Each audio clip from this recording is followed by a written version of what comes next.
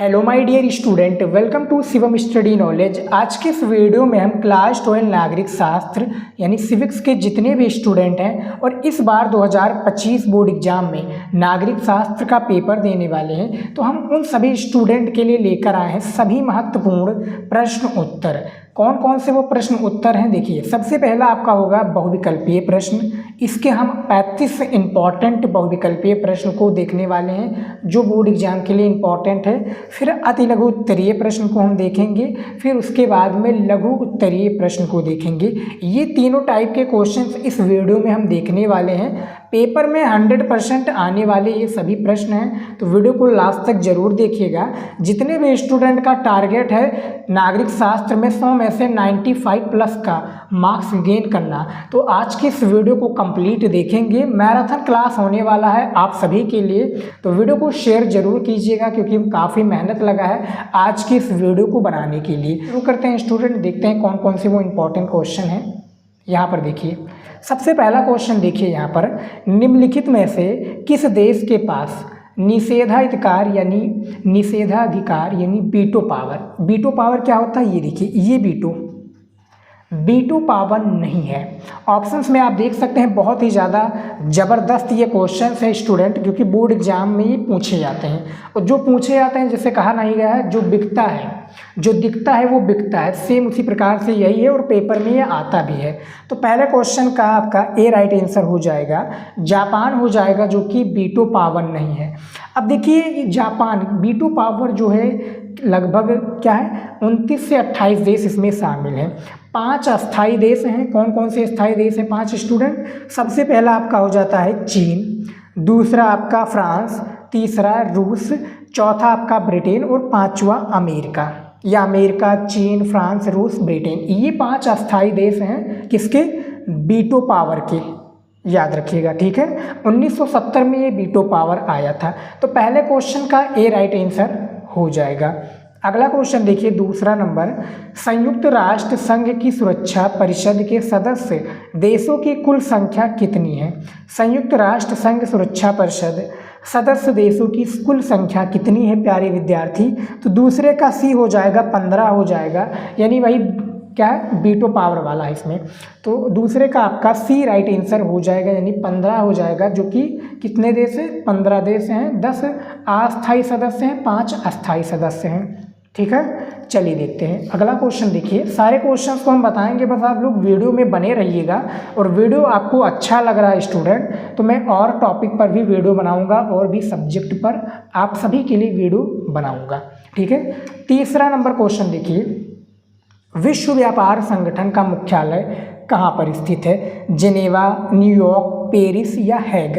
तो Geneva right answer हो जाएगा। जिनेवा कहाँ पर है? स्विट्जरलैंड पे है। विश्व व्यापार संगठन, ठीक है, क्या कहता है? WTO। इसका क्या होता है अर्थ, ये देखिए, WTO, वर्ल्ड ट्रेड ऑर्गेनाइजेशन, इसका फुल फॉर्म हो जाता है। फुल फॉर्म क्या हो जाता है, याद रखिएगा, वर्ल्ड ट्रेड ऑर्गेनाइजेशन, विश्व व्यापार संगठन। इसका मुख्यालय जिनेवा में है। जिनेवा कहाँ पर है? स्विट्जरलैंड में है। ठीक है, समझ में आ गया। तो 3 नंबर का आपका ए राइट आंसर हो जाएगा। अगला क्वेश्चन देखिए, 4 नंबर, संयुक्त राष्ट्र सुरक्षा परिषद के अस्थायी सदस्य देशों की संख्या कितनी है? 10 है, 5 है, 15 है, 20 है। अभी मैंने सेकंड क्वेश्चन में इसका आंसर दिया है, जो कि कहाँ पर क्या बात हो रही थी? सदस्य देशों की बात हो रही थी कि कितने, कुल कितनी संख्या है। तो उसमें आप लोगों ने 15 बताया था, लेकिन यहाँ पर अस्थाई क्या पूछा गया है? अस्थाई, तो इसमें 10 हो जाएंगे, यानी 4 नंबर का ए राइट आंसर हो जाएगा। 10 जो आपका है अस्थायी सदस्य है, 5 अस्थायी सदस्य हैं। 5 अस्थायी सदस्यों का नाम आप लोग देख लीजिए, चीन, अमेरिका, ब्रिटेन, फ्रांस और रूस, ये 5 अस्थायी सदस्य देशों का नाम है। समझ में आ गया स्टूडेंट? मैं पूरा आपको डिटेल में समझाऊंगा, बस आप लोग क्या है, वीडियो को अच्छे से एंजॉय कीजिए, देखिए, ठीक है, मज़े से पढ़िए स्टूडेंट, क्योंकि बोर्ड एग्जाम में आपका नज़दीक आ रहा है। अच्छे से पढ़िए और सीरियस होकर पढ़िए, मज़े से पढ़िए, हंसी मजाक से पढ़िए। ठीक है, इस तरह से पढ़िए कि आपको लगे ना कि आप बोर हो रहे हैं वीडियो में। ठीक है, अगला क्वेश्चन देखिए, 5 नंबर, विश्व बैंक की स्थापना किस वर्ष हुई थी? विश्व बैंक की स्थापना किस वर्ष हुई थी? तो इनमें से जो राइट आंसर हो जाएगा, यदि आप लोगों को पता है, यानी स्टूडेंट किसी भी प्रश्न का उत्तर आप लोग ऑलरेडी जानते हैं, यानी पहले से आपको पता है, तो निसंकोच आप लोग कमेंट में ज़रूर बताइएगा। ठीक है, आप लोग बताते हैं तो हमें एक प्रकार से वो मिलता है, यानी उत्तेजित मैं हो जाता हूँ कि आप लोग पढ़े हैं, हमारी वीडियोज़ को देखते हैं, उसको इम्प्लीमेंट करते हैं और तैयारी अच्छे से करते हैं। तो 5 नंबर का आपका ए राइट आंसर हो जाएगा। 1944 में जो कि विश्व बैंक की स्थापना हुई, याद रखिएगा, ये कहाँ पर है? अमेरिका के वॉशिंगटन डीसी में विश्व बैंक। और इसका क्या है, एक प्रकार से विश्व बैंक होता है IMF। IMF क्या है स्टूडेंट, ये भी बताइएगा। ये एक लोन देने वाली बैंक है। इसका अर्थ क्या होता है, इसका फुल फॉर्म भी बोर्ड एग्जाम में पूछा जाता है, तो याद रखिएगा क्या हो जाता है? इंटरनेशनल मनी फंड, यानी जो है कि कर्जा देती है ये इंटरनेशनल मनी फंड। ठीक है, इसका फुल फॉर्म याद रखिएगा, जो कि IMF के रूप में पूछा जाएगा। विश्व बैंक की स्थापना कब हुई? 1944 में हुई। कहाँ पर हुई थी? वॉशिंगटन DC में इसका मुख्यालय स्थित है। ठीक है, अगला क्वेश्चन देखिए 6 नंबर। ये देखिए, भारत किस वर्ष संयुक्त राष्ट्र संघ का सदस्य बना?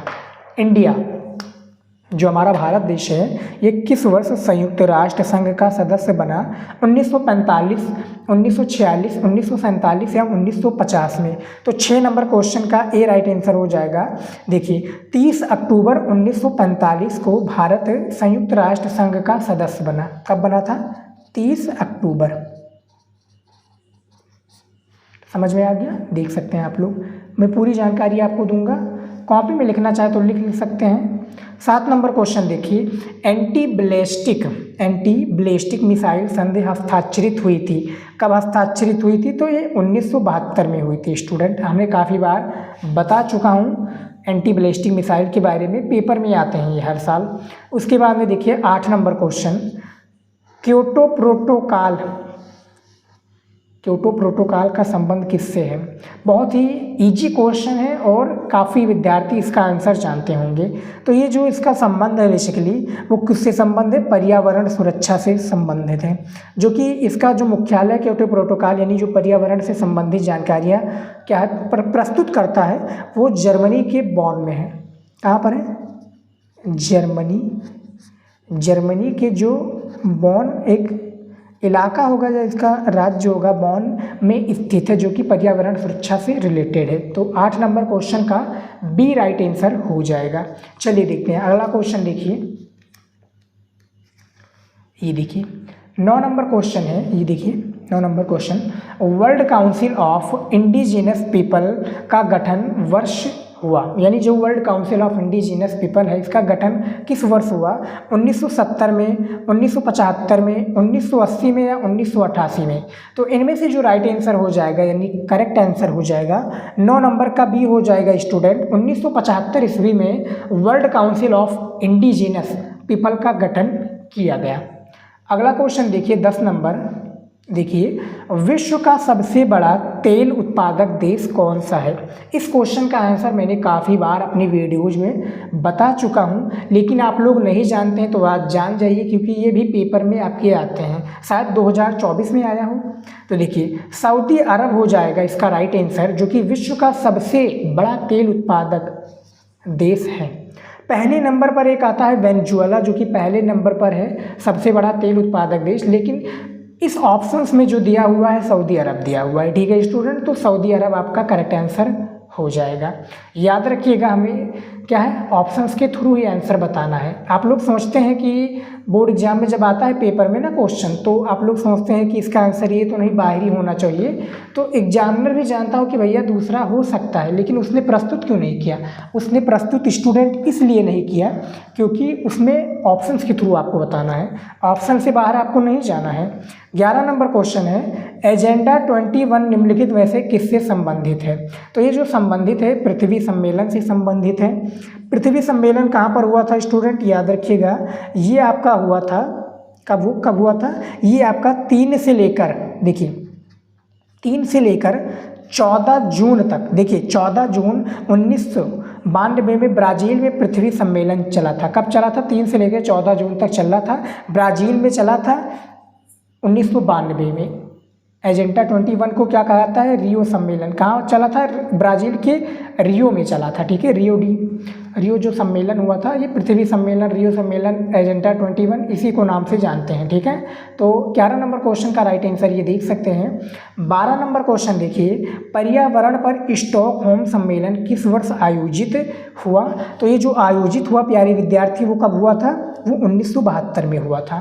तो 12 नंबर क्वेश्चन का सी आंसर आपका सही हो जाएगा।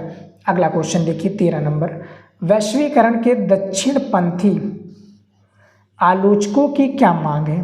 तो इसकी जो आलोचकों की मांग है भैया, यानी ये सभी आलोचकों का मांग है आर्थिक यहाँ पर देखिए आत्मनिर्भरता, संरक्षणवाद, पुरातन जीवन मूल्यों की स्थापना, यानी ये सभी चीज़ें वैश्वीकरण के दक्षिणपंथी आलोचकों की मांग थी। अगला क्वेश्चन देखिए 14 नंबर, नव उदारवादी वैश्वीकरण के विरोध के विश्वव्यापी मंच world social form WSF, world social form की पहली बैठक किस वर्ष हुई? ये आपका फुल फॉर्म भी पूछा जा सकता है। तो इसकी पहली जो बैठक डियर स्टूडेंट हुई थी, वो कब हुई थी? 2001 में हुई थी। लगभग 60,000 लोगों ने इसमें भाग लिया था। कितने लोगों ने? 60,000 लोगों ने इसमें पार्टिसिपेट किया था।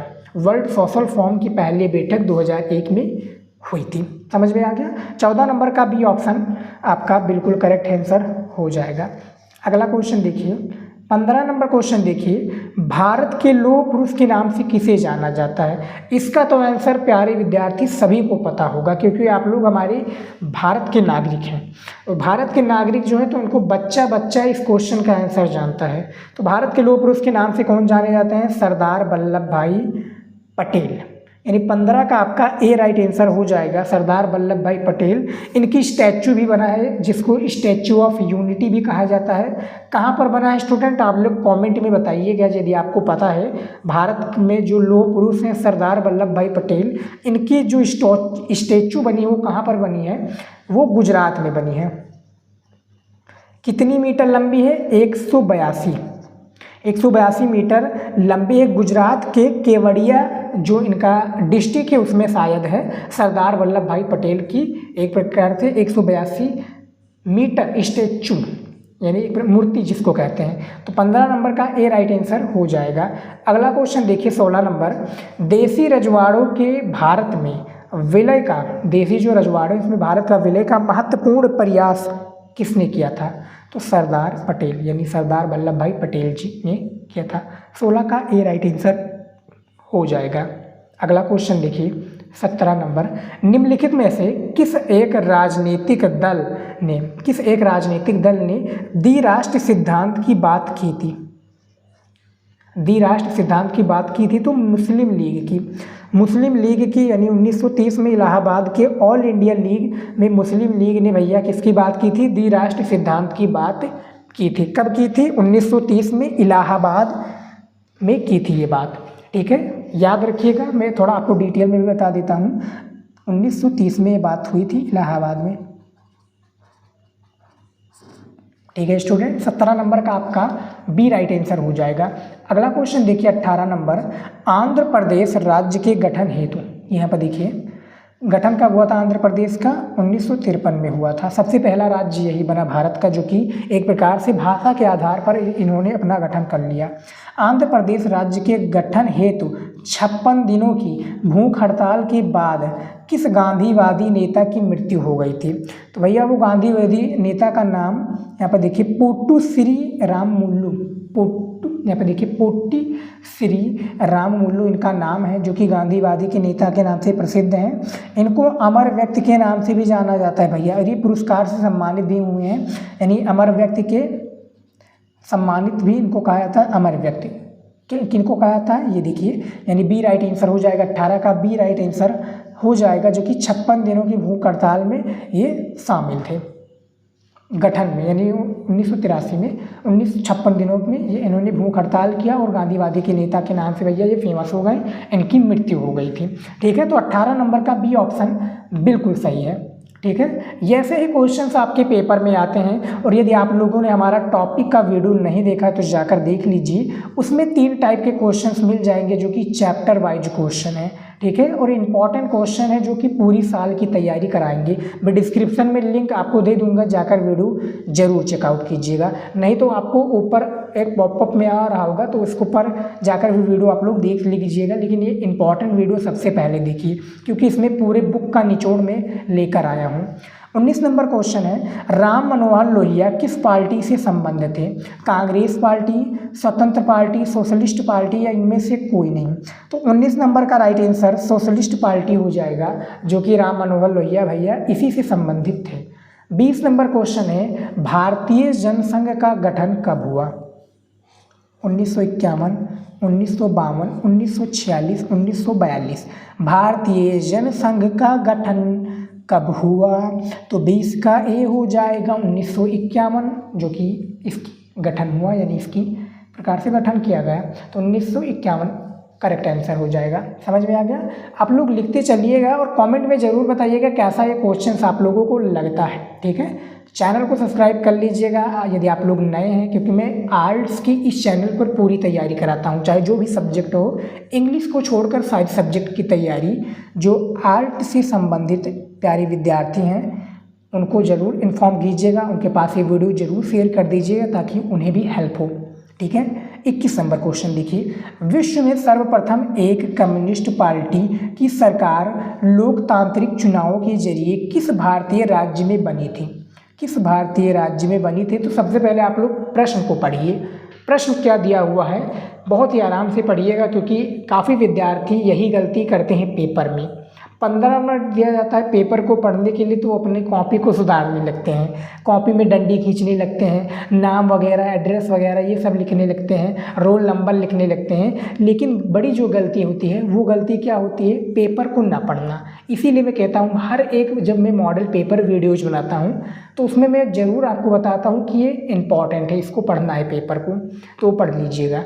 फिलहाल 21 नंबर क्वेश्चन का जो राइट आंसर हो जाएगा वो आपका बी हो जाएगा, केरल हो जाएगा, जो कि 1957 में लोकतांत्रिक चुनाव के जरिए भारतीय राज्य बनी, 1957 में। 21 नंबर का आपका बी करेक्ट आंसर हो जाएगा। अगला क्वेश्चन देखिए यहाँ पर 22 नंबर क्वेश्चन है, प्रथम आम चुनाव के समय लोकसभा में कितनी सीटें थी? 489 सीटें थी। स्टूडेंट याद रखिएगा, 22 का ए ऑप्शन हो जाएगा, जो कि 1949 में, यहाँ पर देखिए 489 सीटें हैं और 1900, यहाँ पर देखिए 1949 उम्मीदवार यानी जो चुनाव लड़ी थे, 489 सीटें थी प्रथम आम चुनाव में। समझ में आ गया? कितने उम्मीदवार थे? 1949, ये भी आप लोग याद रखिएगा। उसके बाद में देखिए 23 नंबर क्वेश्चन है, वो राज्य जहां केंद्रीय खाद्य एवं कृषि मंत्री 1952 और 54 रफ़ी अहमद किदवई रहते थे। तो भैया उत्तर प्रदेश में रहते थे। किस डिस्ट्रिक्ट में रहते थे? ये भी आप लोग याद रखिए, बाराबंकी। कहाँ पर रहते थे? बाराबंकी डिस्ट्रिक्ट, यानी उत्तर प्रदेश का बाराबंकी डिस्ट्रिक्ट में रहते थे। कहाँ पर रहते थे? वो राज्य उत्तर प्रदेश से 1952 से 54 रफ़ी अहमद किदवई बाराबंकी में रहते थे। उत्तर प्रदेश राज्य था, डिस्ट्रिक्ट बाराबंकी। 24 नंबर क्वेश्चन है, योजना आयोग के स्थान पर नीति आयोग की स्थापना किस वर्ष हुई? तो इसकी जो स्थापना हुई थी प्यारे विद्यार्थी, वो कब हुई थी? 2015 में, 2016 में, या 2019 में, या 2017 में। 24 नंबर का जो करेक्ट आंसर हो जाएगा वो आपका हो जाएगा 1 जनवरी 2015 में। 1 जनवरी 2015 में नीति आयोग की स्थापना वर्ष था। ठीक है, तो 24 नंबर का ए ऑप्शन आपका करेक्ट आंसर हो जाएगा। अगला क्वेश्चन देखिए 25 नंबर, योजना आयोग के स्थान पर बनाई गई संस्था का नाम क्या था? तो नीति आयोग नाम था, जैसा कि यहाँ पर आप लोग पढ़ सकते हैं। ये देखिए 24 नंबर क्वेश्चन में आप लोग पढ़ सकते हैं, 1 जनवरी 2015 में योजना आयोग के स्थान पर बनाई गई संस्था का नाम नीति आयोग है। तो 25 नंबर का आपका जो करेक्ट आंसर हो जाएगा वो कौन सा हो जाएगा? ये देखिए आपका सी बिल्कुल सही आंसर हो जाएगा। अगला क्वेश्चन है हमारा 26 नंबर, ये देखिए पंचशील समझौता किन देशों के बीच हुआ था? तो ये भी बहुत ही इजी क्वेश्चन है, जो हाई स्कूल में सामाजिक विज्ञान को अच्छे से कंप्लीट पढ़े होंगे या 11th में आप लोगों ने नागरिक शास्त्र को सीरियस होकर पढ़ा होगा तो आपको इस क्वेश्चन का आंसर आता होगा। नहीं आता है तो यहाँ पर देख सकते हैं, इसमें जो पंचशील समझौता हुआ था वो भारत और चीन के बीच में हुआ था 1954 में। कब हुआ था? 1954 में हुआ था ये समझौता। किनके बीच? भारत और चीन के बीच में। ठीक है, चलिए देखते हैं अगला क्वेश्चन। देखिए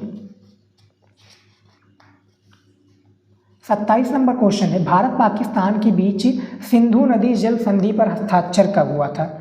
सिंधु नदी न जल पर संधि पर हस्ताक्षर कब हुआ था भारत पाकिस्तान पर? तो ये जब हुआ था स्टूडेंट, कब हुआ था? जब हुआ था 27 नंबर का आप राइट आंसर बी देखिए, 1960 में हुआ था। 19 सितंबर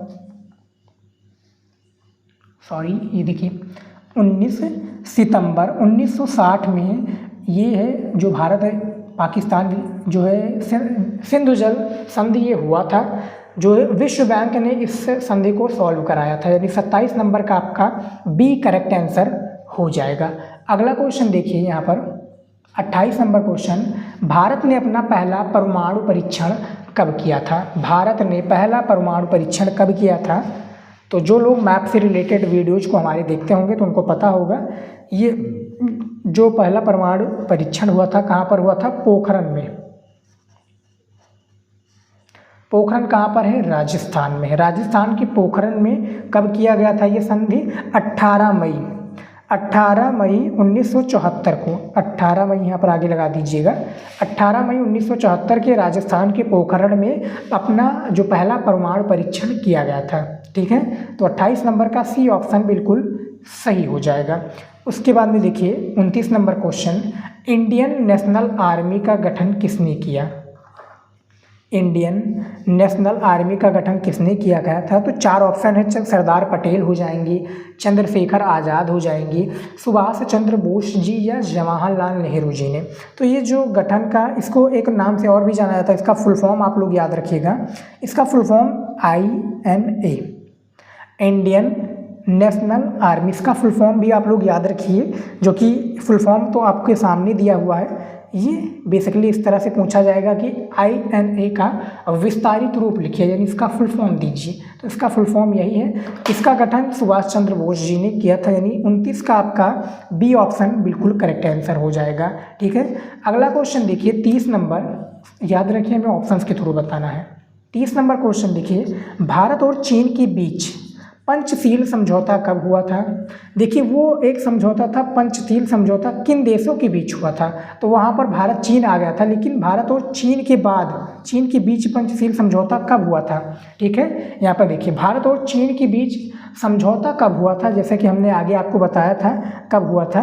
तो 30 का आपका राइट आंसर ए हो जाएगा, 1954 में हुआ था, जो कि हमने 26 नंबर क्वेश्चन में आपको ऑलरेडी बता दिया था। 1900 कब हुआ था? 54 में हुआ था, 29 अप्रैल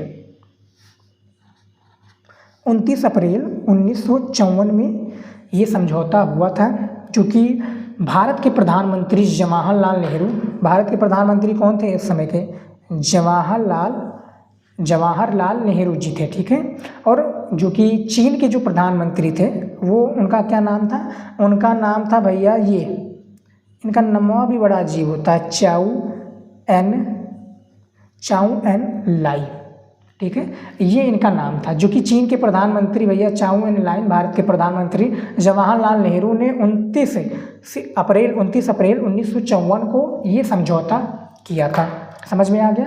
मैं पूरा डिटेल में आप लोगों को समझाऊंगा, बस आप लोग हमारे साथ बने रहिए, हमारे चैनल को सब्सक्राइब कर लीजिए और वीडियोज को कंप्लीट वॉच कीजिए। मैं पूरी तैयारी आपकी कराऊंगा बोर्ड से रिलेटेड।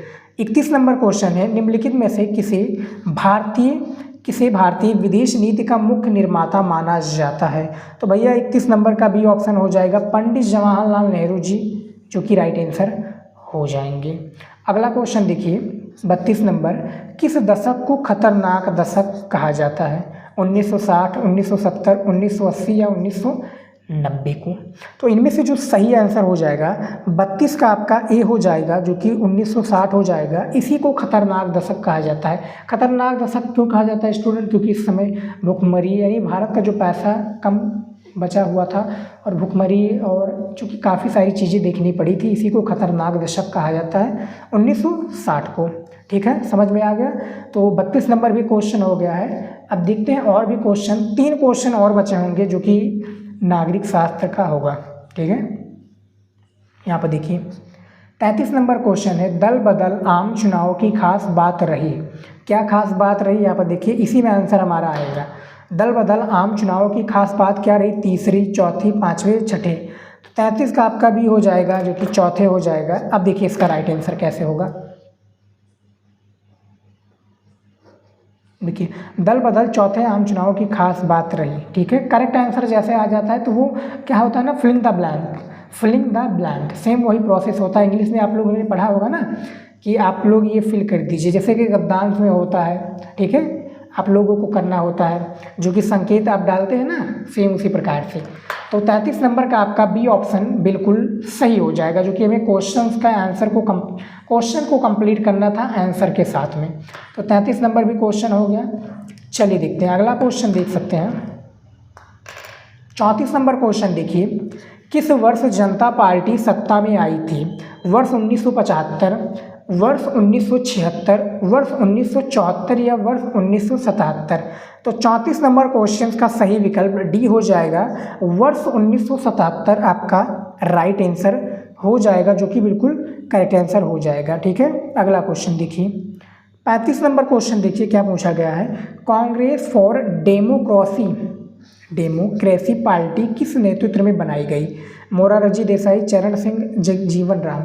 इनमें से सी राइट आंसर हो जाएंगे, जो कि 35 नंबर का सी हो जाएगा। 1977 में शायद ये पार्टी बनाई थी, जो कि उत्तर प्रदेश की पूर्व मुख्यमंत्री जो थी हेमंत नंदन बहुगुणा इस पार्टी के एक प्रकार से क्या थे, समर्थक थे। ठीक है, समर्थन थे या इसके एक प्रकार से अध्यक्ष थे कह सकते हैं। तो 35 का आपका सी करेक्ट आंसर हो जाएगा। तो इस वीडियो में स्टूडेंट जो हमारा था 35 हमने आपको लिए, जो नागरिक शास्त्र के स्टूडेंट हैं उनके लिए 35 ऐसे इंपॉर्टेंट क्वेश्चन लेकर आए थे जो हर एक चैप्टर से लिए गए थे और ये पेपर में आने के लिए 100% आते हैं। ठीक है, समझ में आ गया। तो 35 हमारा इंपॉर्टेंट क्वेश्चन हो चुका है। अब हम चलिए देख लेते हैं जो हमारा अगला टॉपिक आता है। जैसा कि मैंने बताया था 3 टाइप के इसमें क्वेश्चन हम बताएंगे। तो हमारा बहुविकल्पीय 35 कंप्लीट हो चुका है, 17 आपका अति लघु उत्तरीय क्वेश्चन इसमें बताए गए हैं। तो देखिए कक्षा 12 नागरिक शास्त्र यहाँ पर लिखा हुआ है, कक्षा 12 नागरिक शास्त्र का अति लघु उत्तरीय प्रश्न उत्तर भी इसमें आपको मिलेगा। लगभग 17 प्रश्न हैं जो कि ऐसे प्रश्न हैं जो इम्पॉर्टेंट हैं। समझ में आ गया। तो देखिए इसका सबसे फर्स्ट क्वेश्चन क्या पूछा गया है, ये देखिए सबसे पहला क्वेश्चन पूछा गया है, स्वतंत्रता के पश्चात भारत की 2 प्रमुख चुनौतियां क्या थी? यानी स्वतंत्रता कब मिली हमें स्वतंत्र कब मिली भैया? 15 अगस्त 1947 को हमें स्वतंत्रता मिली। ठीक है, 1947 को क्या मिली भैया? हमें स्वतंत्रता मिली। इसके 2 प्रमुख चुनौतियां की थी। चुनौतियां देखिए बहुत ही ज़्यादा इंपॉर्टेंट है क्वेश्चन, इसको आप लोग लिखना चाहें तो लिख सकते हैं, जैसा कि आप देख सकते हैं इंपॉर्टेंट है। ठीक है, देखिए सबसे पहली जो चुनौतियां थी, विखंडित भारत को एकता के सूत्र में बांधना। जो विखंडित भारत था ना हमारा, इसको एकता के सूत्र में क्या करना था? बांधना था। दूसरा है लोकतंत्र की स्थापना करना था। उस समय भैया जब नया देश आज़ाद हुआ था, उस समय लोकतंत्र की कोई एक प्रकार से वो नहीं थी, तो हमें क्या करना था? लोकतंत्र की स्थापना भी करना था। तो ये हमारे सामने 2 प्रमुख चुनौतियां थी जो कि हमें अपनानी थी। ठीक है, और इसको अपनाने के बाद में इसका सॉल्यूशन भी करना था। तो पहले क्वेश्चन का राइट आंसर देख सकते हैं, ये आपके पेपर में 2 नंबर का पूछा जाता है। टोटल 10 क्वेश्चन होते हैं नागरिक शास्त्र यानी सिविक्स में, टोटल 10 क्वेश्चन होते हैं। प्रत्येक क्वेश्चन आपका 2 नंबर का होता है। ज़्यादा बड़े में इसका आंसर हमें देने की आवश्यकता नहीं है, जितने में पूछा गया है उतने में आप दे दीजिए, 2 नंबर कंफर्म है। ठीक है, अगला क्वेश्चन देखिए दूसरा, भारत में सर्वप्रथम कहाँ पर सार्वभौम वयस्क मताधिकार का सिद्धांत क्या है? अपनाया गया। ये कब अपनाया गया? यहाँ पर देखिए भारत में सर्वप्रथम वयस्क मताधिकार यानी वोट वाला, जो कि 21 और 18, जैसे 18 साल के जो हो जाते हैं मनुष्य यानी आदमी या औरत, तो वो क्या है वोटिंग कर सकते हैं, उसी के बारे में इसमें बताया गया क्वेश्चन में। समझिए आप क्वेश्चंस को समझिए, क्वेश्चंस को पढ़ लिया, अब आंसर देखिए। भारत में सर्वप्रथम सार्वभौम वयस्क मताधिकार का सिद्धांत अपनाया गया।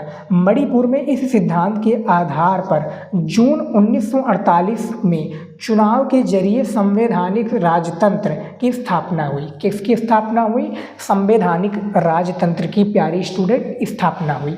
यहाँ पर आप समझ सकते हैं क्वेश्चन का आंसर किस प्रकार से दिया हुआ है, समझिए और इसका आंसर लिख लीजिए कॉपी में।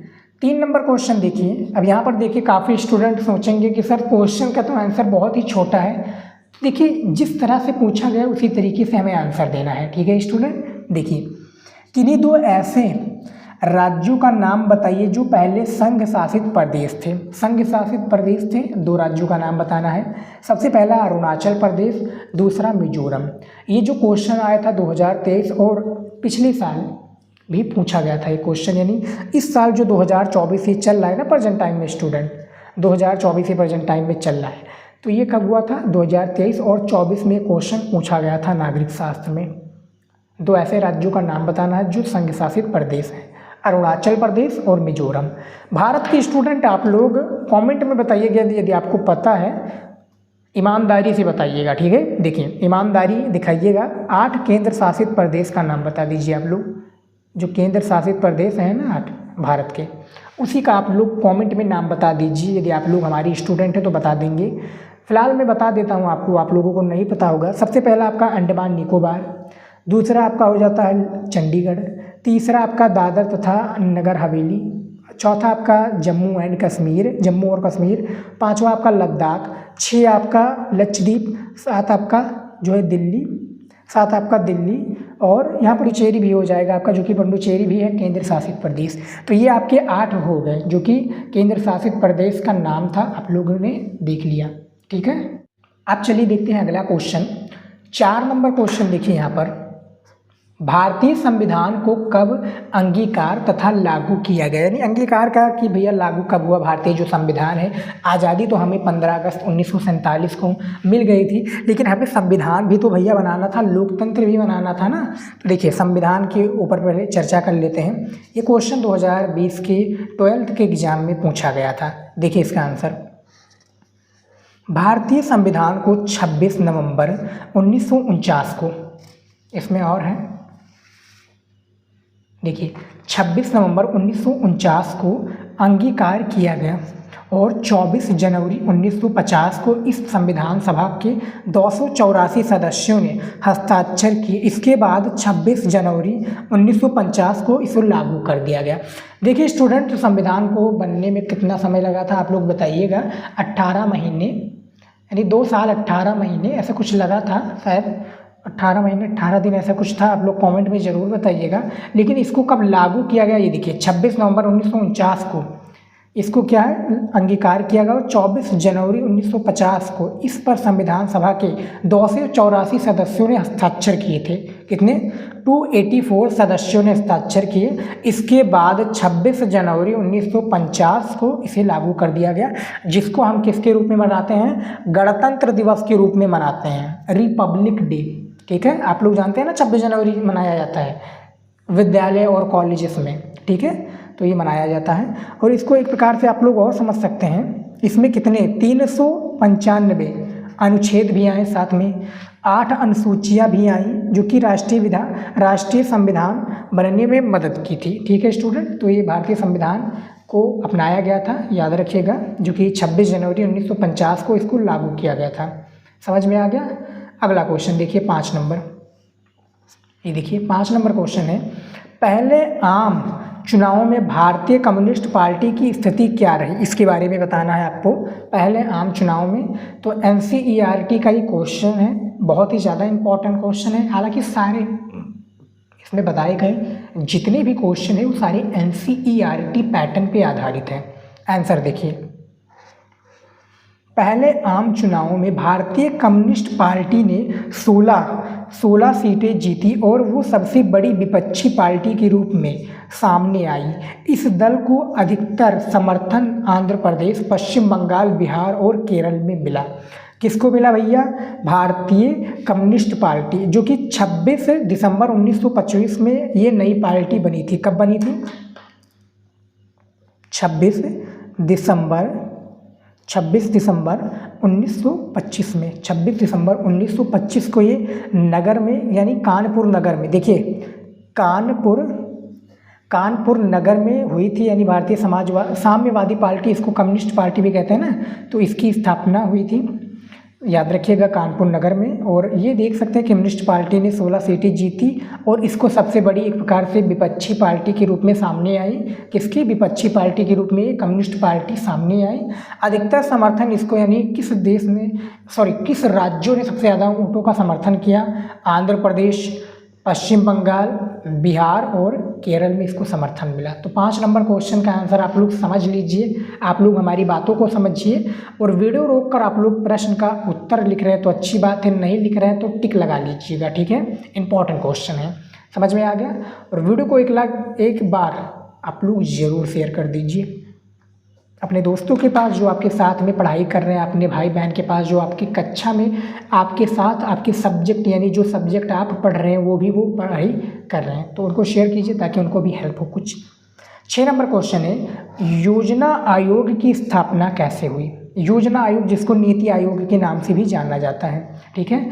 2024 में ये क्वेश्चन आया था आपके पेपर यूपी यानी उत्तर प्रदेश के बोर्ड परीक्षा में क्वेश्चन पूछा गया था योजना आयोग से रिलेटेड। तो आंसर देखिए, योजना आयोग की स्थापना मार्च 1950, भारत का योजना आयोग इसको कहा जाता है, मार्च 1950 में भारत सरकार द्वारा एक सीधे साधे प्रस्ताव के जरिए की गई थी। ये आयोग एक सलाहकार की भूमिका निभाता है या निभाता था? किसका था? यह सलाहकार के रूप में निभाता था। योजना आयोग की स्थापना कब हुई? यहाँ पर आप लोग देख सकते हैं इसका आंसर किस तरह से मैंने बताया है, ठीक है। चलिए देखते हैं अगला क्वेश्चन। 7 नंबर क्वेश्चन देखिए, भारत में नियोजन के किन्हीं 2 उद्देश्यों का उल्लेख कीजिए। नियोजन के किन्हीं क्या है? 2 उद्देश्यों का उल्लेख करना है। तो यहाँ पर देखिए NCERT सारे क्वेश्चन इंपॉर्टेंट हैं। मैं स्टूडेंट इस वीडियो में जितने भी क्वेश्चन लेकर आया हूँ पूरे बुक का निचोड़ है, इंपॉर्टेंट क्वेश्चन है जो पेपर में पूछे जाते हैं। तैयार कर लेंगे तो आपका 20 नंबर तो कन्फर्म ही है, ठीक है। चलिए देखते हैं। 2 उद्देश्यों का उल्लेख करना है। तो भारत में नियोजन के 2 उद्देश्य इस प्रकार हैं। सबसे पहला है निर्धनता और बेरोजगारी दूर करना तथा दूसरा है कृषि एवं उद्योगों का समन्वित विकास करना। ये 2 उद्देश्य हैं जो कि भारत के नियोजनों का उल्लेख करना है। निर्धनता और बेरोजगारी, यानी बेरोजगारी भारत में कितनी आप लोगों को तो ऑलरेडी पता होगा। निर्धनता यानी काफ़ी लोग गरीब हैं, जो गरीब हैं वो गरीब होते जाते हैं, जो अमीर हैं वो अमीर होते चले जाते हैं। तो ये बेरोजगारी और क्या है, निर्धनता को दूर करना तथा दूसरा है कृषि और उद्योगों का समन्वित विकास करना। ये भारत में नियोजन के किन्हीं 2 उद्देश्यों का उल्लेख है। NCERT पर क्वेश्चन पूछा गया था, इसका भी मैंने आंसर आप लोगों को बता दिया है। चलिए देखते हैं और क्वेश्चन का आंसर क्या है, ठीक है। आप लोग पढ़िए, आराम से पढ़िए। देखिए 8 नंबर क्वेश्चन है, शेख मुजीबुर रहमान दल का क्या नाम था? देखिए अभी एक प्रकार से जो है बांग्लादेश में काफ़ी दंगे हो रहे हैं, और बांग्लादेश में काफ़ी दंगे हो रहे हैं तो आपको पता होगा, न्यूज़ वगैरह आपको मिल रहा होगा। फिलहाल आप क्वेश्चन को पढ़िए कि शेख मुजीबुर रहमान दल का क्या नाम था। तो शेख मुजीबुर जो रहमान, इनके दल का नाम अवामी लीग था। क्या नाम था? अवामी लीग था। 26 मार्च 1971 को, देखिए स्टूडेंट मैं थोड़ा आपको और बताना चाहूँगा इसके बारे में। 26 मार्च 1971 को क्या हुआ था? बांग्लादेश को आज़ादी मिली थी, जो कि किससे आज़ादी मिली थी? जो कि पश्चिमी पाकिस्तान से आज़ादी मिली थी। किसको? पूर्वी, ये पूर्वी पाकिस्तान हुआ करता था, जो कि अभी प्रेजेंट टाइम में बांग्लादेश है, और जो है पाकिस्तान तो वो पश्चिमी पाकिस्तान। तो आज़ादी किसको मिली? पाकिस्तान से। यहाँ पर देखिए पाकिस्तान से जो पूर्वी आपका बांग्लादेश है, इसको आज़ादी मिली। कब मिली थी? 26 मार्च 1971 को मिला था। किसके द्वारा मिला था? शेख मुजीबुर रहमान के दल के द्वारा मिला था। इन्होंने मुक्ति वाहिनी अपना एक प्रकार से एजेंडा चलाया था जो कि सेना से रिलेटेड था, जो कि आज़ादी से रिलेटेड था, मुक्ति वाहिनी, और इनका दल का नाम था अवामी लीग। ठीक है, 8 नंबर क्वेश्चन का आंसर देख सकते हैं। भारत ने बांग्लादेश को आज़ाद कराने में हेल्प की थी, जो कि उस समय की प्रधानमंत्री भारत की कौन थी? इंदिरा गांधी जी। इंदिरा गांधी जी ने थी, यानी इंदिरा गांधी जी थी उस समय के प्रधानमंत्री भारत की। ठीक है, तो 8 नंबर क्वेश्चन का आंसर आप लोग देख सकते हैं, इसको भी मैंने बता दिया है। 9 नंबर क्वेश्चन देखिए, भारत अमेरिकी संबंधों में खटास, भारत अमेरिकी संबंधों में खटास उत्पन्न होने का क्या कारण थे? कारण क्या थे ये हमें बताने। खटास जो उत्पन्न हुआ ये 2018 में, 19 में और 2020 में क्वेश्चन ये पूछे गए थे प्यारे विद्यार्थी। इंपॉर्टेंट क्वेश्चन है, बहुत ही तरह के पूछे जाते हैं। आप लोग क्वेश्चन का कॉन्सेप्ट समझ सकते हैं, यानी कॉन्सेप्ट जब आप समझ लेंगे इसका आंसर आप अपने शब्दों में भी लिख सकते हैं अच्छे से बनाकर। देखिए आंसर देखिए, 1950 के दशक में भारत अमेरिकी संबंधों में खटास उत्पन्न होने का मुख्य कारण पाकिस्तान का अमेरिकी नेतृत्व वाले सैन्य गठबंधन में शामिल होना था। दूसरी ओर अमेरिका सोवियत संघ से भारत की बढ़ती दोस्ती के कारण भी नाराज था। यहाँ पर आप लोग समझिए अमेरिका क्यों था भैया गुस्सा भारत से। देखें, मुख्य कारण पाकिस्तान का अमेरिकी नेतृत्व वाले सैन्य गठबंधन में शामिल होना था। दूसरी ओर अमेरिका सोवियत संघ से भारत, यानी सोवियत संघ कौन था भैया? रूस से भारत की बढ़ती दोस्ती का कारण में नाराज था। अभी भी ये नाराज है रूस। हमारी जो रूस है भैया वो काफ़ी अच्छे दोस्त हैं भारत के, इंडिया के, भारत के प्रधानमंत्री के। तो रूस काफ़ी अच्छी दोस्ती निभाता है। वही भैया अमेरिका को खटता है कि अमेरिका इसी तरीके से नाराज है। तो 9 नंबर क्वेश्चन का आंसर आप समझ सकते हैं कि किस तरह से कॉन्सेप्ट है, क्वेश्चन का आंसर आप समझ सकते हैं। ठीक है, चलिए देखते हैं अगला क्वेश्चन। मैं पूरा डिटेल में आपको समझाऊंगा ताकि आपको कोई भी डाउट क्लियर, यानी कोई भी डाउट आपका रह ना जाए, वो पूरा डाउट क्लियर हो जाए। ठीक है, यहाँ पर देखिए 10 नंबर क्वेश्चन है, शास्त्री जी का निधन। शास्त्री जी कौन है भैया? पंडित जवाहरलाल नेहरू जी। पंडित जवाहरलाल नेहरू जी जो कि भारत के पहले कौन थे? प्रधानमंत्री जी। दूसरे कौन है भैया? लाल बहादुर शास्त्री जी। तो देखिए शास्त्री जी का निधन कब और कहाँ पर हुआ था? तो देखिए भारत के दूसरे प्रधानमंत्री, पहले पंडित जवाहरलाल नेहरू, दूसरे प्रधानमंत्री लाल बहादुर शास्त्री जी का निधन 10 जनवरी 1966 को ताशकंद में हुआ। ताशकंद उस समय भूतपूर्व सोवियत संघ था और वो उज्बेकिस्तान की राजधानी है। तो जो भारत के दूसरे प्रधानमंत्री लाल बहादुर शास्त्री जी हैं, इनका निधन कब हुआ था? 10 जनवरी 1966 को हुआ था। भारत के दूसरे प्रधानमंत्री थे, पहले प्रधानमंत्री पंडित जवाहरलाल नेहरू थे। इनका कार्यकाल कब हुआ था स्टूडेंट? ये भी आप लोग बताइएगा। लगभग 2 साल का, शायद 2-3 साल का इनका कार्यकाल रहा प्रधानमंत्री के पद तक। ठीक है, तो 10 नंबर क्वेश्चन का राइट आंसर आप लोग देख सकते हैं किस तरह से मैंने बताया है। 11 नंबर क्वेश्चन देखिए, आया राम गया राम का अर्थ क्या है? आया राम गया राम का अर्थ आप लोग बताइए। एनसीईआरटी पर ये भी क्वेश्चन आपका आधारित है। क्वेश्चन देखिए कॉन्सेप्ट इसका 2017 में पूछा गया था, 2019 के बोर्ड एग्जाम में, 2020 और 2022 के बोर्ड एग्जाम में ये पूछा गया था। आंसर देखिए, आया राम गया राम का अर्थ है पार्टी की अदला बदली, यानी दल बदल करना। ये हरियाणा के एक विधायक गया लाल से संबंधित जिन्होंने 1967 के चुनाव के बाद राजनीतिक निष्ठा यहाँ पर देखिए राजनीतिक निष्ठा, जो कि यहाँ पर देखिए जो आपका 13 नंबर का अगला क्वेश्चन आएगा, मैं बताऊंगा आपको।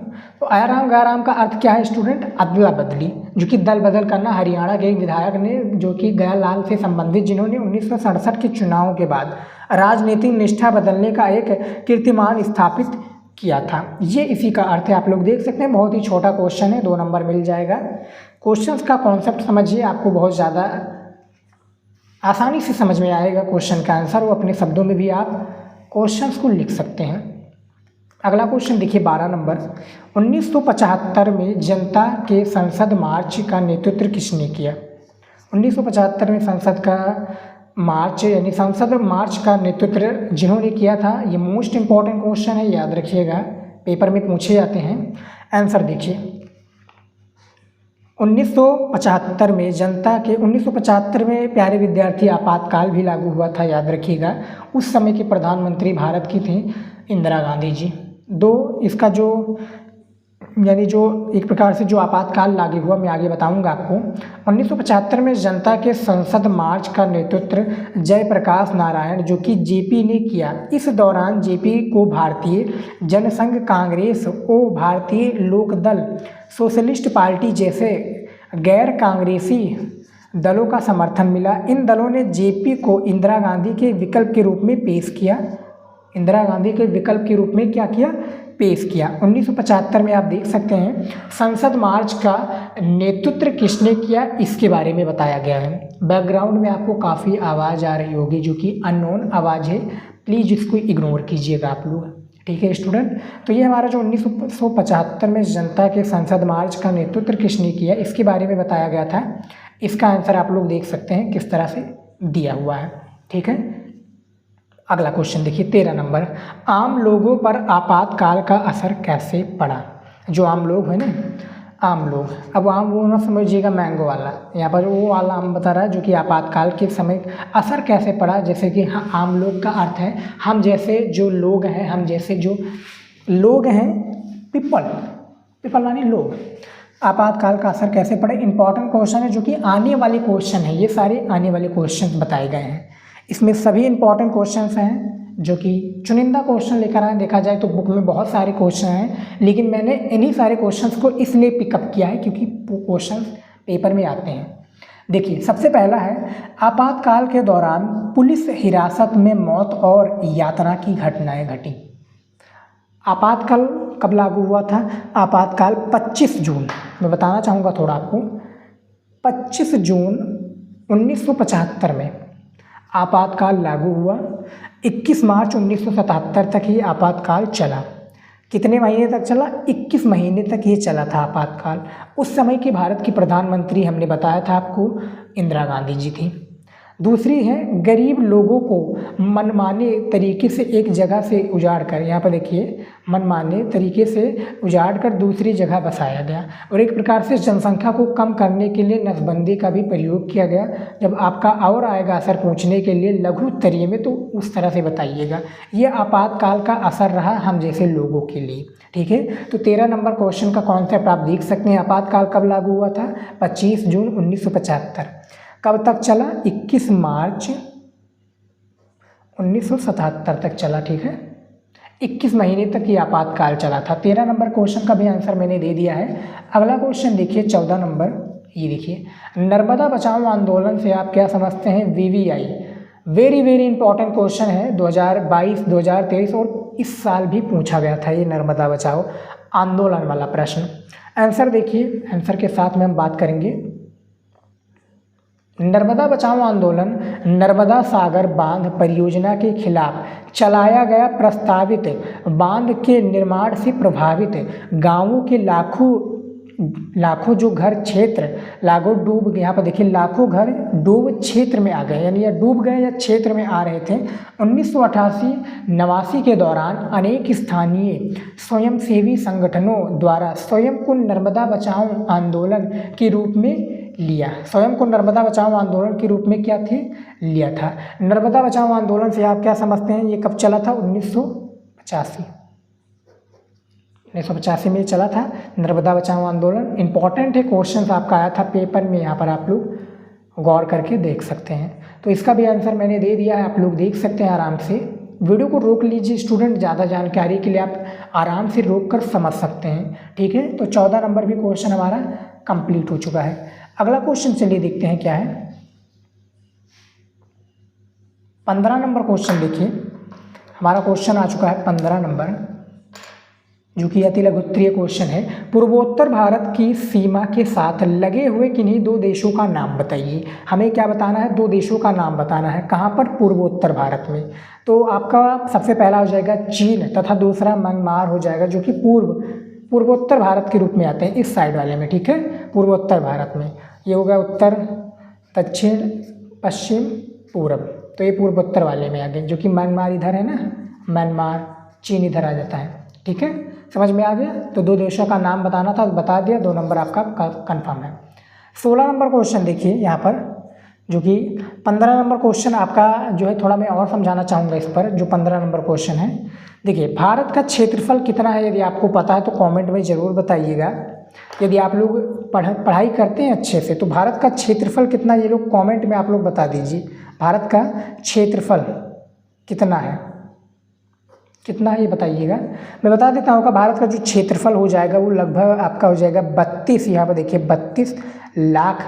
32,87,263 वर्ग किलोमीटर में ये फैला हुआ है भारत का क्षेत्रफल। अब ये आपको बताना है कि, अब एक और बता दीजिए कि यदि आपको पता है उत्तर से दक्षिण की भारत की जो लंबाई है वो कितनी है।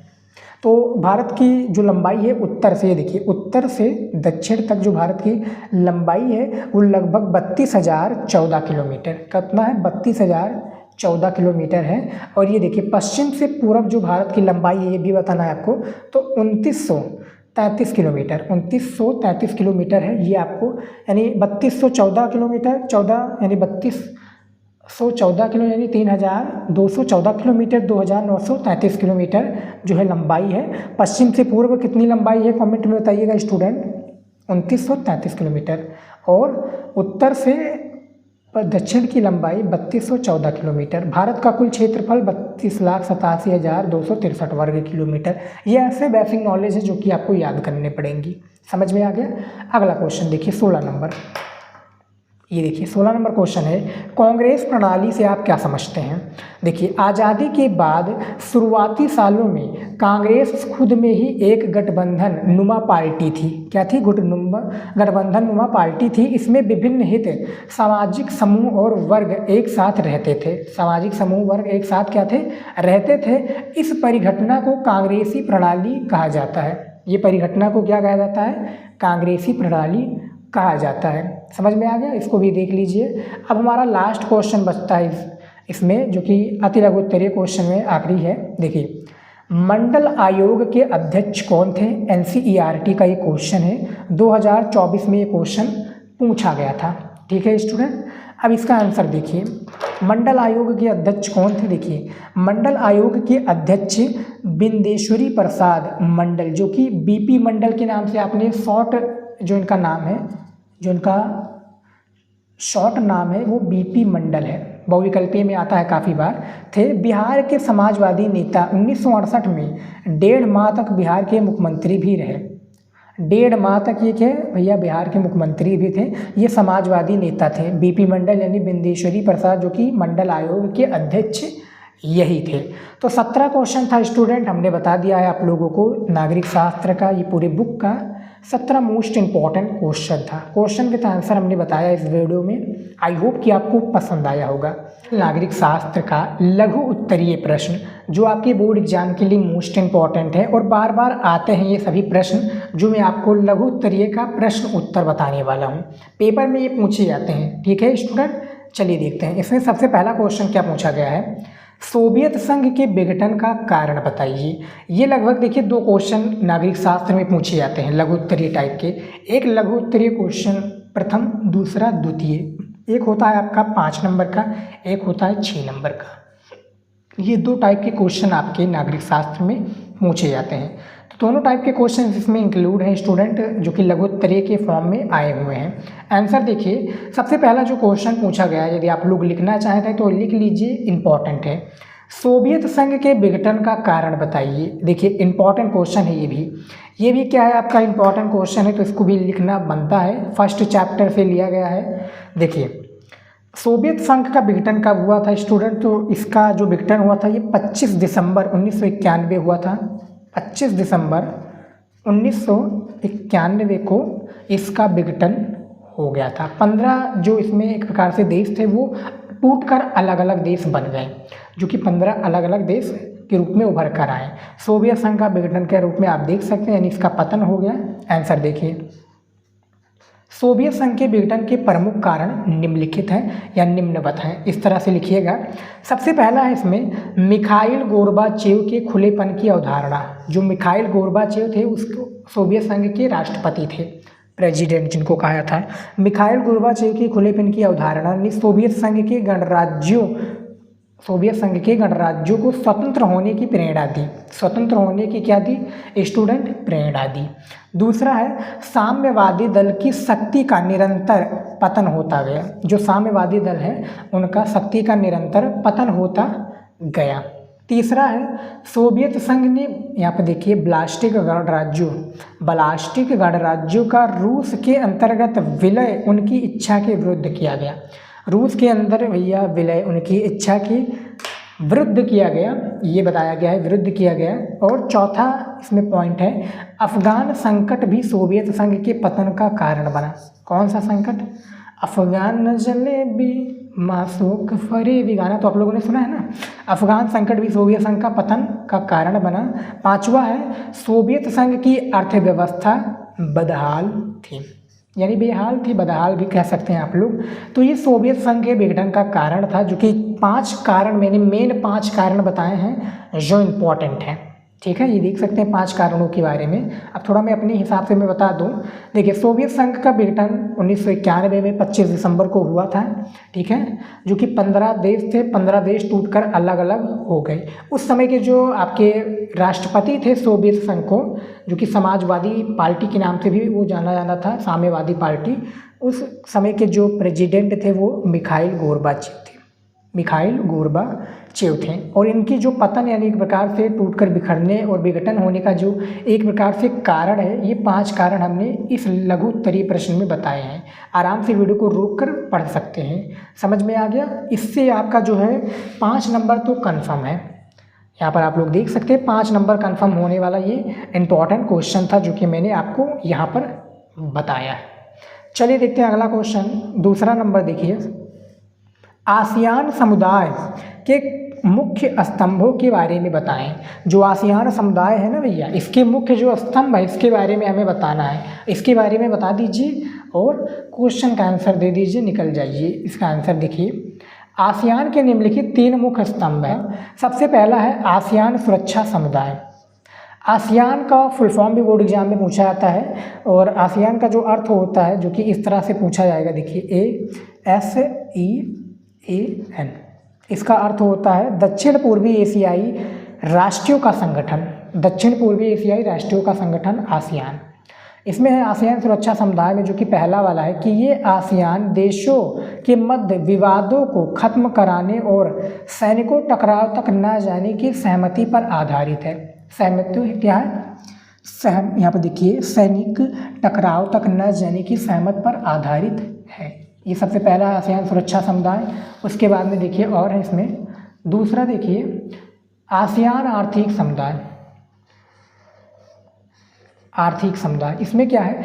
इसका उद्देश्य आसियान देशों का साझा बाजार और उत्पादन आधार तैयार करना तथा इस इलाके के सामाजिक और आर्थिक विकास में सहायता करना है। आर्थिक विकास में क्या करना है प्यारे स्टूडेंट? सहायता करना है। ये दूसरा है आसियान आर्थिक समुदाय का अर्थ। तीसरा जो बचा है आसियान सामाजिक सांस्कृतिक समुदाय। इसका औचित्य आसियान, इसका जो औचित्य आसियान देशों के बीच सामाजिक व सांस्कृतिक मेल मिलाप की स्थापना करना है। सामाजिक मेल मिलाप की क्या करना है? स्थापना करना है। तो ये है सामाजिक आसियान सामाजिक सांस्कृतिक समुदाय। ये 3 तरह के इसमें मैंने बताए हैं, जो कि इसके स्तंभ हैं 3 तरह के। अब देखिए स्टूडेंट, ये क्वेश्चन यदि अति लघु उत्तरीय में पूछ लिया जाता तो इसका आंसर मुझे इतना नहीं लिखना होता। हमने ये जो आसियान सुरक्षा समुदाय है ये लिख देना होता, आसियान आर्थिक समुदाय ये लिख देना होता, और आसियान सामाजिक सांस्कृतिक समुदाय ये लिख देना होता। हमारा पूरा कॉन्सेप्ट जो है क्लियर हो जाता। हमें इतनी लिखने की आवश्यकता नहीं होती। लेकिन ये लघु उत्तरीय का क्वेश्चन है, जो कि 6 नंबर का पूछा जाता है, तो इतना लिख देंगे, 6 नंबर एग्जामिनर दे देगा। ठीक है, अगला क्वेश्चन देखिए। 3 नंबर क्वेश्चन देखिए क्या पूछा गया है। 3 नंबर भी क्वेश्चन काफ़ी इंपॉर्टेंट है। नेपाल के लोग अपने देश में, देखिए 3 नंबर क्वेश्चन है कि नेपाल के लोग अपने देश में लोकतंत्र के बहाल करने में सफल हुए। लोकतंत्र के बहाल करने में क्या है? सफल हुए। लोकतंत्र को अपनाने में सफल हुए 2024 में, यानी इस साल क्वेश्चन ये पूछा गया था लघु उत्तरीय प्रश्न में। देखिए आंसर देखिए, नेपाल में लोकतंत्र की बहाली में 3 मुख्य क्या है घटनाक्रम हुए। 3 मुख्य घटनाक्रम हुए। यहाँ पर देखिए नेपाल क्या था स्टूडेंट, पहले क्या होता था यहाँ पर जो कि राजतंत्र होता था, यानी राजाओं का शासन था, लेकिन अब भैया लोकतंत्र आ गया जो कि 2015 में इन्होंने अपना लिया था। थोड़ा मैं समझाऊंगा आपको आगे। देखिए नेपाल में लोकतंत्र की बहाली में 3 मुख्य घटनाक्रम हुए।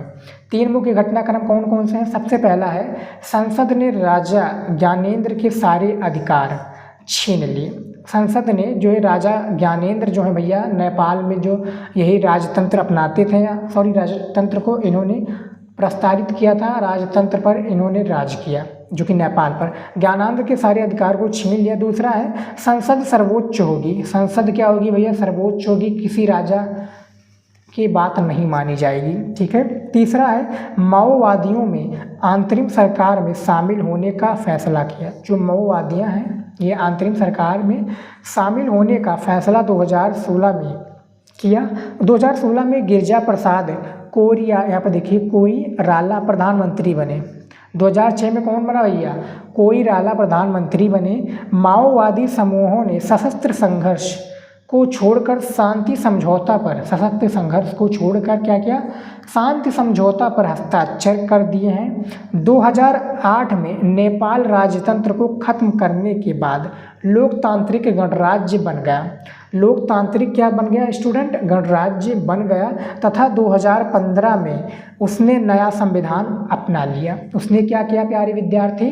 नया संविधान अपना लिया। तो ये है नेपाल के लोकतंत्र। 2015 में जैसा कि मैंने बताया था ना, इन्होंने अपना नया संविधान अपना लिया। 2006 में कौन नेपाल के प्रधानमंत्री बने थे? गिरिजा प्रसाद कोइराला प्रधानमंत्री बने थे, याद रखिएगा। माओवादियों में अंतरिम सरकार में शामिल होने का फैसला किया था। ठीक है। तो ये हमारा 3 नंबर का क्वेश्चन था जो कि मैंने आंसर आपको बता दिया है। समझ में आ गया? 3 नंबर का क्वेश्चन का आंसर आप लोग देख सकते हैं। चलिए देखते हैं अगला क्वेश्चन। देख सकते हैं अगला क्वेश्चन, देखिए क्या है। 4 नंबर क्वेश्चन देखिए, विश्व स्वास्थ्य संगठन क्या है? WHO वर्ल्ड हेल्थ ऑर्गेनाइजेशन, जिसका अर्थ होता है विश्व स्वास्थ्य संगठन क्या है? इसका मुख्य उद्देश्य क्या है? इसका मुख्य उद्देश्य क्या है भैया? ये बताना है। NCERT पर ये आधारित सारे क्वेश्चंस हैं 2023 में, यानी आपके इस साल के पिछले साल में पूछा गया था। इसका फुल फॉर्म याद रखिएगा, वर्ल्ड हेल्थ ऑर्गेनाइजेशन। इसका बारे में मैं थोड़ा जानता हूँ, देखिए, और आपको भी जानने का मौका देता हूँ। आप भी पढ़िए और बुक में आएगा तो लिख दीजिएगा। ठीक है स्टूडेंट, बुक में यदि आपका आएगा पेपर ना क्वेश्चन में, पेपर क्वेश्चन में आपका ये इंपॉर्टेंट क्वेश्चन पूछा जाएगा तो इसमें आपको लिखना है। देखिए विश्व स्वास्थ्य संगठन की स्थापना 7 अप्रैल कब हुई? 7 अप्रैल 1948 को हुई थी। इसका मुख्यालय जेनेवा स्विट्जरलैंड में है। जेनेवा स्विट्जरलैंड में है। ये स्वास्थ्य कार्यों से संबंधित विश्व का सबसे बड़ा अभिकरण है। क्या है? विश्व का सबसे बड़ा अभिकरण है। स्वास्थ्य से तात्पर्य केवल बीमारी या दुर्बलता की अनुपस्थिति से न होकर पूर्ण शारीरिक मानसिक तथा सामाजिक कल्याण की दशा से है। इससे सामाजिक कल्याण की दशा से है। इस उद्देश्य की प्राप्ति हेतु ये संस्था अनेक कार्य करती है, जैसे राष्ट्रीय सरकारों की, यहाँ पर देखिए, जैसे राष्ट्रीय सरकारों की स्वास्थ्य सेवा सुदृढ़ करने में सहायता देना, अंतर्राष्ट्रीय स्वास्थ्य के मामलों पर अपना टिप्पणी देना या अंतर्राष्ट्रीय अभी समय तक करारों का प्रस्तावित करना, यानी एक प्रकार से कहते हैं अंतर्राष्ट्रीय स्तर पर भी हेल्प करती है। जैसे कोरोना वायरस आया था ना हमारा 2019 में, 2020, 2021 में काफ़ी एक प्रकार से सभी पूरे यानी विश्व में अपना वर्चस्व लहरा रहा था कोरोना वायरस, जो कि चीन से भैया प्रारंभ हुआ था। चीन वाले पता नहीं क्या क्या खाते रहते हैं, क्या क्या बीमारी पैदा करते रहते हैं। तो विश्व स्वास्थ्य संगठन ने उस समय एक अहम रोल निभाया था। इसका जो तात्पर्य है 7 अप्रैल 1948 को इसका स्थापना हुई थी। कहाँ पर हुई थी? जेनेवा में हुई थी। कहाँ पर है? स्विट्जरलैंड में है। वर्ल्ड ट्रेड ऑर्गेनाइजेशन जो कि WTO, इसका भी मुख्यालय जेनेवा में ही है और स्विट्जरलैंड इसकी वो एक प्रकार से वो है।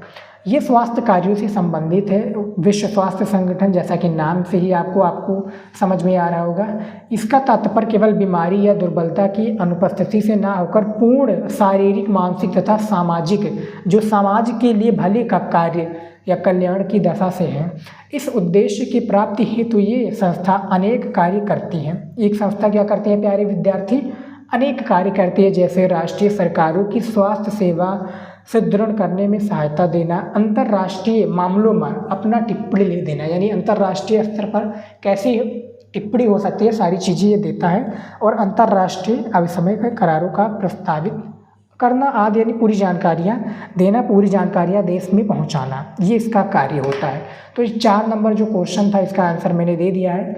यदि आप लोग हमारी बातों को सुने होंगे या आप क्वेश्चंस को देखे होंगे तो इसका आंसर जो है अपने शब्दों में भी आप लोग अच्छे से कॉपी में लिख सकते हैं। ये किताबी भाषा से आप अपने अच्छे से, ये नहीं है स्टूडेंट कि आप लोग किताबी भाषा से ही लिखेंगे तब एग्जामिनर आपको नंबर देगा, ये नहीं है। बोर्ड एग्जाम में क्वेश्चंस के आंसर को कितने अच्छे से आप लोग प्रेजेंट करके कॉपी में लिखते हैं ये एग्जामिनर देखता है। तो जितना अच्छे से आप लोग लिखेंगे, कॉपी में अच्छे से समझा कर लिखेंगे, उतना ही अच्छा आपको नंबर दिया जाएगा।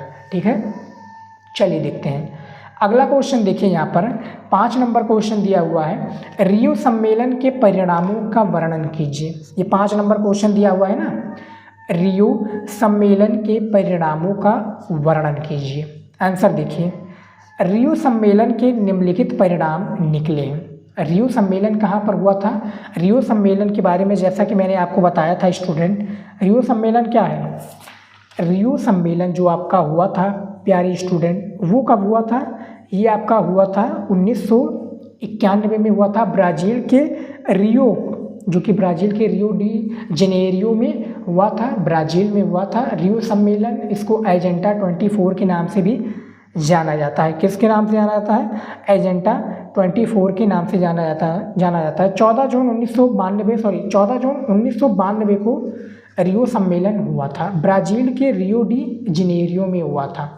ठीक है, रियो सम्मेलन के निम्नलिखित परिणाम निकले हैं, कुछ इस प्रकार से हैं।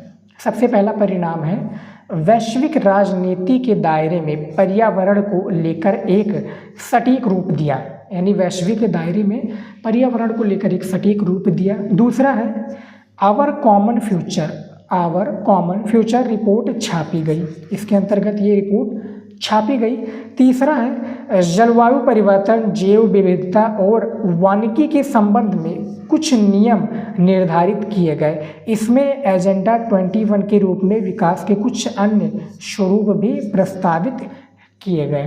तो ये रियो सम्मेलन के बारे में है। 5 नंबर तो आपका कंफर्म है, देख सकते हैं, इतना आप लिख देंगे, 5 नंबर आपका कहीं पर नहीं गया है प्यारे विद्यार्थी। ठीक है, देखिए कुछ किसी में होता है थोड़ा कम आंसर देना होता है, किसी में होता है बहुत ज़्यादा देना होता है 2-3 पेज में, तो जितना देना होता है उतना आप लोग दीजिएगा।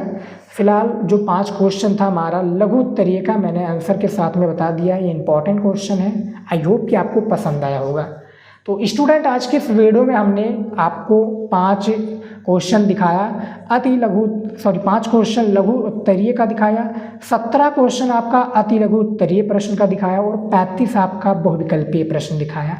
ये कुछ ऐसे इंपॉर्टेंट क्वेश्चन हैं जो आपके बोर्ड एग्जाम में बार बार पूछे जाते हैं। किसमें पूछे जाते हैं? बार बार पूछे जाते हैं आपके बोर्ड एग्जाम में, और मोस्ट इम्पॉर्टेंट ये क्वेश्चंस होते हैं। आपकी तैयारी जो नागरिक शास्त्र की है, मैं ज़बरदस्त कराऊंगा तैयारी, कोई भी आपका डाउट क्लियर हो जाएगा, यानी कोई भी डाउट होगा तो क्लियर हो जाएगा। सारी चीज़ें मैं बताऊंगा इस वीडियो में, मैंने बताया है, और भी मैं वीडियोज लाकर आऊँगा। यदि आप लोगों ने हमारा टॉपिक का वीडियो नहीं देखा है तो प्लीज़ आप लोग वो वीडियो देख लीजिए, क्योंकि उससे भी काफ़ी ज़्यादा आपको हेल्प मिलेगा। तो फिलहाल स्टूडेंट इस वीडियो में इतना ही।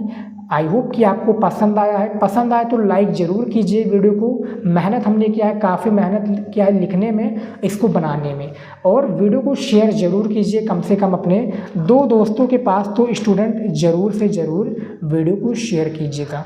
तो इस वीडियो में इतना ही स्टूडेंट, मिलते हैं कुछ नया टॉपिक के साथ नेक्स्ट टॉपिक में। और जो भी आपके डाउट हैं इंस्टाग्राम पर पूछ सकते हैं। इंस्टाग्राम की आईडी क्या हो जाएगी स्टूडेंट, यदि आपको पता नहीं है तो मैं बताना चाहूँगा। इंस्टाग्राम की आईडी है शिवम स्टडी नॉलेज, जो हमारा चैनल का नाम है ना, शिवम स्टडी नॉलेज। ये हमारी चैनल का नाम है, ठीक है, और इंस्टाग्राम की आईडी का नाम है, वहाँ पर मैसेज कीजिए, मैं सारे डाउट क्लियर कर दूँगा। और किस टॉपिक पर वीडियो चाहिए आप लोग चैनल पर यानी कमेंट में ज़रूर बताइएगा। तो मिलते हैं नेक्स्ट वीडियो में। जय